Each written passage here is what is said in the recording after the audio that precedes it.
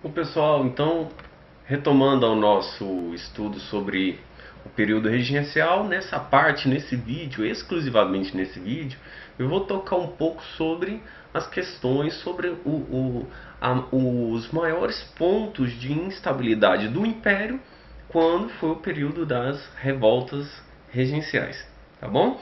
Eu vou falar sobre essas revoltas e nós temos que entender que o período regencial, um período de total instabilidade do Império, quando eclodiu essas revoltas, a partir do momento da eclosão dessas revoltas, nós temos aqui quase uma fragmentação do que seria de todo a maior parte do território atualmente, né? E se assim, né, se essas revoltas dessem certo, provavelmente nós poderíamos ter aqui hoje uma parte, por exemplo, no Rio Grande do Sul como uma república separada, a República Farroupilha, que foi a principal revolta aqui dentro desse contexto, aquela que teve uma atuação mais abrangente, tá? Nós poderíamos também ter uma república no Maranhão, uma república separada, né? Porque a revolta dos balaios também foi um movimento muito popular. Ou nós poderíamos ter uma república conforme ocorreu no Haiti, né? Se a revolta dos malês tivessem dado certo. Então essas foram algumas revoltas e aí eu vou entrar com um pouco mais de detalhe com vocês agora, tá bom? Vamos lá, então eu vou estabelecer por ordem cronológica.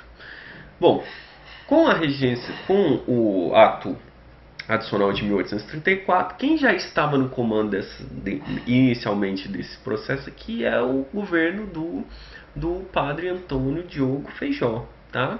E aí eu vou aproveitar esse elemento político da regência única e durante a regência única do Feijó vai estourar essas primeiras revoltas aqui que eu vou falar.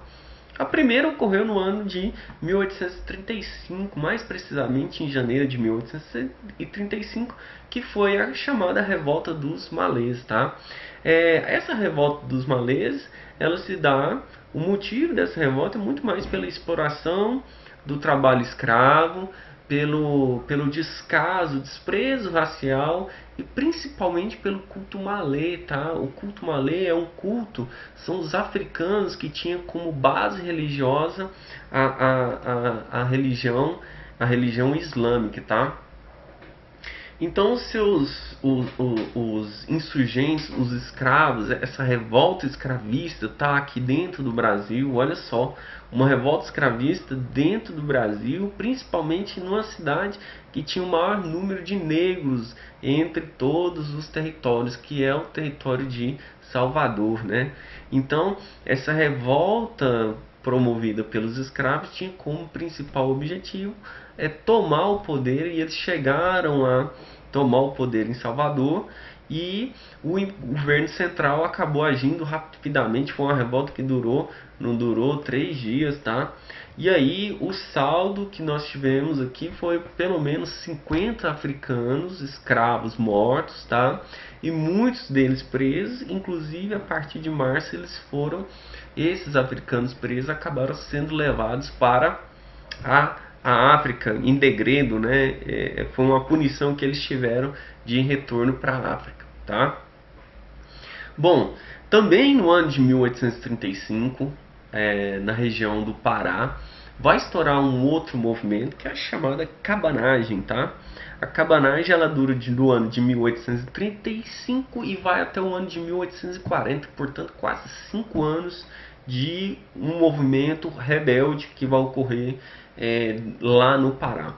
Os motivos, essa revolta também, ela vai envolver, já não é mais uma revolta escravista, é uma revolta que vai envolver as péssimas condições de trabalho, o alto custo de vida e uma disputa entre os membros da elite local, tá? Então ela não é uma revolta tão popular, apesar de que alguns membros índios, mestiços e negros também participam dessa revolta, né? Os insurgentes, os cabanos, tomaram a província, chegaram a decretar a independência da província, só que teve dois líderes dessa revolta. Primeiro, Félix Melcher e também o Francisco Vinagre foram aqueles traidores do movimento e acabaram entregando o governo para o governo provincial, para o governo regencial, tá?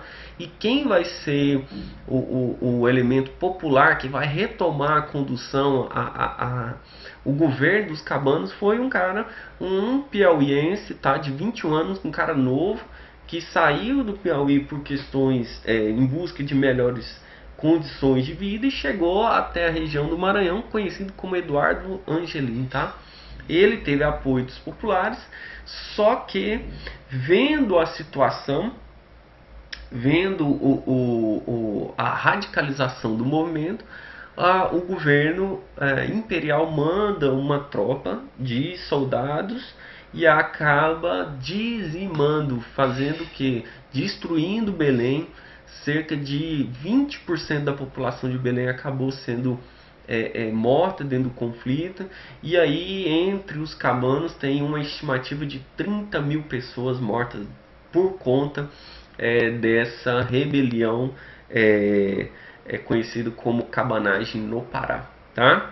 E aí também, um pouco mais à frente, tá? Um pouco mais à frente nós temos a Balaiada, que é uma outra revolta regencial que vai ocorrer entre o ano de 1838 até o ano de 1841. Essa foi uma revolta totalmente muito popular, tá? Ela envolve também membros da elite local, a disputa de poder da elite local, mas envolve também algumas questões sociais, como por exemplo a opressão da população, principalmente a população pobre, sem condições dignas de vida, tá? A luta da província por uma autonomia, tá? E principalmente também as dificuldades econômicas que essa elite local estava enfrentando por conta da concorrência de alguns produtos. E eu cito um exemplo, o algodão americano fazendo concorrência, e a exportação acabou sendo prejudicada dessa elite local, né? Os líderes aqui, nós temos uma liderança dentro da Balaiada aqui no Maranhão. Nós temos uma liderança, 3 lideranças em destaque, é um vaqueiro chamado Raimundo Gomes, também um vendedor de balais, o Francisco dos Anjos Pereira, tá? Ele era um vendedor de balais e ele conseguiu entrar dentro desse movimento por uma questão familiar, tá?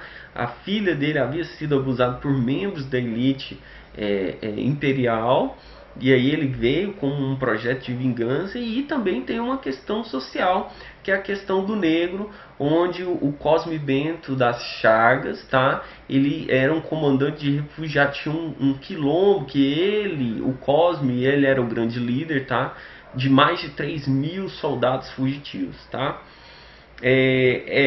Os cabanos, com as investidas do período do exército imperial, os cabanos conseguiram manter a sua independência dentro da região, mas aí o Império enviou um comandante do exército, tá? Que era o Luiz Alves de Lima e Silva, que acabou dizimando, acabou levando ela acabou levando São Luís ali no Maranhão a um verdadeiro derramamento de sangue, que foi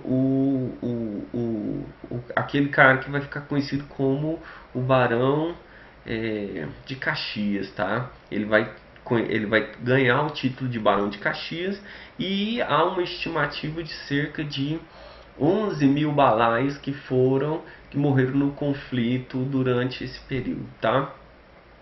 Um outro conflito também que vai ocorrer é a Sabinada, tá? Por conta o nome da Sabinada em homenagem ao próprio líder do movimento, um médico e jornalista, Francisco Sabino, que fazia uma oposição ferrenha aqui em relação ao governo central, né? Por conta do quê? Por conta daqui lá em Salvador, essa revolta foi na Bahia, principalmente em Salvador, onde eles queriam, os baianos teriam que enviar rendas para o Rio de Janeiro, tá?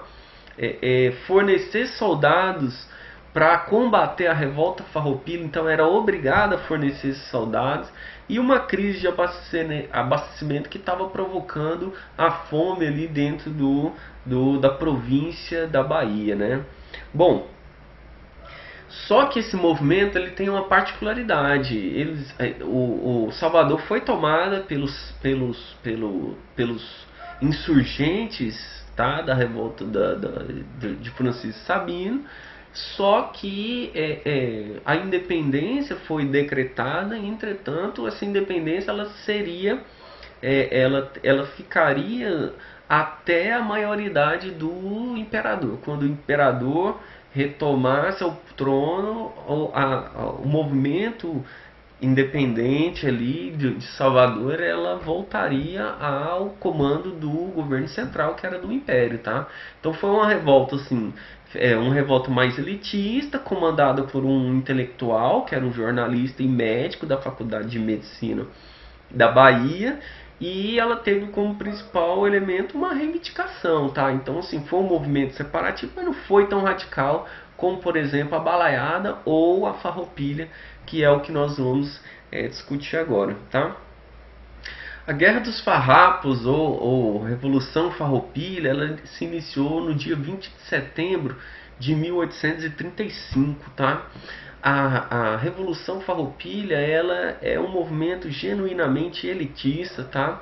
Onde estancieiros ou também aqueles produtores de charque, que é a carne seca, tá? A carne salgada, esses estavam sendo prejudicados pela concorrência da carne uruguaia, tá? Então é uma da reivindicação, além do alto pagamento de impostos. Vendo-se prejudicado, e também muito ligado à questão de se submeter ao governo do Rio de Janeiro. Ali na região do Rio Grande do Sul, os farroupilhas, eles acabaram decretando a sua independência a partir do ano de 1836, onde eles criaram uma república rio-grandense, tá? E nós tivemos como principais participantes desse movimento um estancieiro chamado de Bento Gonçalves, é o principal nome, juntamente com Davina Canabarro. E nós tivemos uma participação desse movimento, uma participação internacional, né, que foi um cara que lutou no processo de unificação italiana, mas ele esteve aqui e lutou também sobre a questão da independência da região sul, principalmente ali de Santa Catarina, que foi o Giuseppe Garibaldi, tá? Ele funda na cidade de Laguna a República Juliana, tá? A República Juliana seria a independência de Santa Catarina. Então nós tínhamos ali, entre o ano de 1836 e 1839, quando foi a fundação da República Juliana, nós tivemos duas províncias que se rebelaram e conseguiram a sua independência, né? E aí, vendo todo esse desenvolvimento, o governo imperial manda o Barão de Caxias, o mesmo que lutou lá na revolta da Balaiada no Maranhão, o mesmo cara, ele vem, ele tenta conquistar. Os farroupilhas resistem a esse movimento, e a revolta ela só vai acabar no governo de Dom Pedro II, quando já era o período do segundo reinado. Ele vai acabar no ano de 1845, tá? E ela não é massacrada, muito pelo contrário, ela é negociada, onde o Canabarro mais o Barão de Caxias, eles vão assinar um termo de paz em que vai ser concedido aos farrapos, por exemplo, a anistia geral desses membros que lutaram do exército farrapo, tá? As dívidas da República Rio-Grandense vai ser transferidas para o Império, tá? E um ponto interessante também que os escravos, muitos escravos lutaram na revolta farroupilha, eles serão libertos, tá? Eles vão ter a sua liberdade decretada, tá? E aí nós temos esse quadro de revoltas finalizando esse segundo momento nosso do período regencial, que foi um período totalmente de instabilidade. Na próxima aula nós vamos ver então o governo de Araújo Lima, tá? Que é o processo de recentralização, e a instabilidade total do governo do padre Diogo Antônio Feijó. Confira lá no vídeo, nesse próximo vídeo.